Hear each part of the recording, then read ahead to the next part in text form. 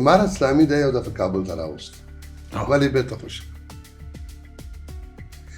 زه په دې باور نه ما شخصي برداشت ته تحلیل دا ده چې امارات په داسې خلکو ډېر زیات شرمېږي والله شرمېږي کوشش کوي امارات د خپل د دریځ خلک د خپل د حکومت هغه کارمندان ابرو یې وساتي چې دوی ورسره بدنام نیسي د حکومت لکهدار نیسي غواړي یو نوه هغه یې کوي په کورو یې کېنولي زندان کې اچولي جزا یې ورکړې بې رتبه کړي دي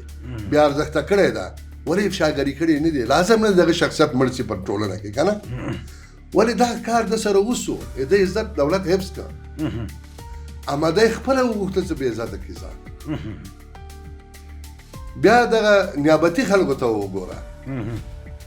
آیا فاتح تاسو پیژنئ څوک و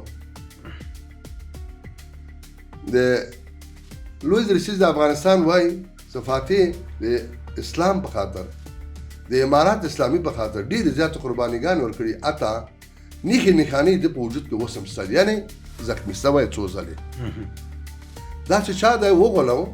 خو دغه تبلیغات وغولولی که نه دغه د تعصب نه ډکې خبرې دوی غولولي تاسو که انټرنیشنل ته مراجعه وکړئ تاسو ته عمود ته مراجعه وکړئ تاسو ته لشکري تبلیغات ته مراجعه وکړئ تاسو شینواري تبلیغات ته اشاره وکړئ وګورئ فکر وکړئ پې دوی څه رقم زهر شیندي په دې ملت کې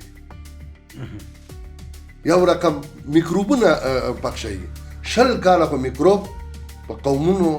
په خلکو د خلکو په عقیدو په اسلام چې نیمې عیسویان کړه ځان سره یې ویوړل